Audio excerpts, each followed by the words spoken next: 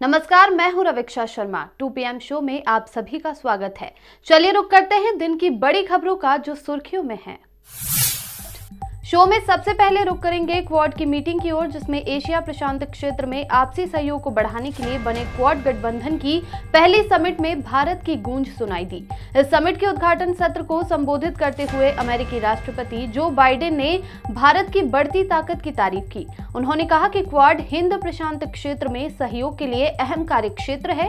Quad के सदस्य देश कोरोना वायरस वैक्सीन निर्माण के लिए आपसी सहयोग बढ़ाएंगे। वहीं ऑस्ट्रेलिया के PM स्कॉट मॉरिसन ने अपने भाषण की शुरुआत ही नमस्ते से की। जापान के PM योशिहिडे सुगा ने भी कई बार भारत का नाम लेते हुए उसे इंडो पैसिफिक क्षेत्र की बड़ी ताकत बताया। द क्वाड्रिलेटरल सिक्योरिटी डायलॉग की शुरुआत वर्ष 2007 में हुई थी। हालांकि इसकी शुरुआत वर्ष 2004-05 में हो गई थी, जब भारत ने दक्षिण पूर्व एशिया के कई देशों में आई सुनामी के बाद मदद का हाथ बढ़ाया था। क्वाड में 4 देश अमेरिका, जापान, ऑस्ट्रेलिया और भारत शामिल है। शो में अगली खबर है कोरोना वैक्सीन निर्माण प्रोग्राम को लेकर, जिसमें अमेरिका भारतीय दवा निर्माता बायोलॉजिकल ई को साल 2022 के आखिर तक 1 अरब कोविड-19 टीकों का उत्पादन करने के लिए आर्थिक सहायता देगा। यह घोषणा क्वाड सम्मेलन के बाद व्हाइट हाउस की तरफ से जारी एक दस्तावेज में की गई। वर्चुअल सम्मेलन के दौरान क्वाड नेताओं ने एक विशाल टीकाकरण पहल शुरू करने का निर्णय लिया, जिसके तहत अमेरिका और जापान की आर्थिक सहायता से भारत में हिंद प्रशांत क्षेत्र के लिए वायरस टीकों का उत्पादन किया जाना है, जबकि ऑस्ट्रेलिया इन टीकों को एक जगह से दूसरी जगह ले जाकर वितरित कराने में मदद करेगा। इसे चीन की टीका कूटनीति के जवाब के तौर पर देखा जा रहा है। प्रधानमंत्री नरेंद्र मोदी ने सम्मेलन के बाद ट्वीट में कहा कि कोविड-19 के खिलाफ हमारी लड़ाई एकजुट है।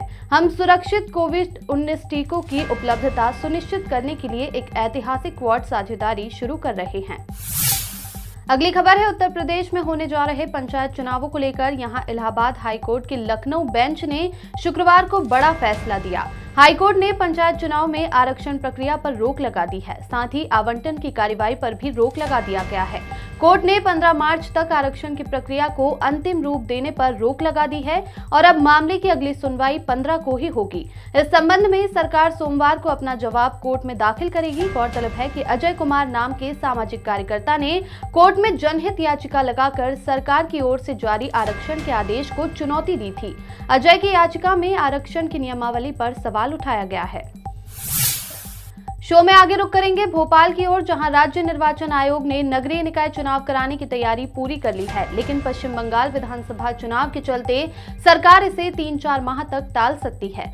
वजह है कि मुख्यमंत्री शिवराज सिंह चौहान और पूर्व मुख्यमंत्री कमलनाथ बंगाल चुनाव के लिए स्टार प्रचारकों की सूची में शामिल है। दोनों दिग्गज नेताओं के अलावा बीजेपी और कांग्रेस के कई नेता चुनाव के दौरान बंगाल में कैंप करेंगे। सूत्रों के मुताबिक बंगाल चुनाव में शिवराज सिंह के अलावा गृह मंत्री नरोत्तम मिश्रा, सहकारिता मंत्री अरविंद सिंह भदौरिया, चिकित्सा शिक्षा मंत्री विश्वास सारंग समेत अन्य नेता बंगाल के अलग अलग क्षेत्रों में कैंप करेंगे। इसी तरह कांग्रेस हाईकमान ने कमलनाथ के अलावा प्रदेश के कई नेताओं को बंगाल चुनाव में जिम्मेदारी दी है। ऐसे में दोनों ही पार्टियां नगरीय निकाय चुनाव टालने के लिए सहमत है।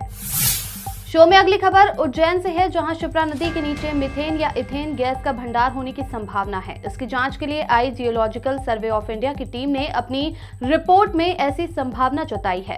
उसकी रिपोर्ट के बाद अब जांच के लिए oil and natural gas corporation की टीम उज्जैन आएगी। उज्जैन में शिप्रा नदी के त्रिवेणी घाट स्टॉप डैम के पास बने नए घाट पर 26 फरवरी से लगातार धमाके होने की सूचना मिली थी।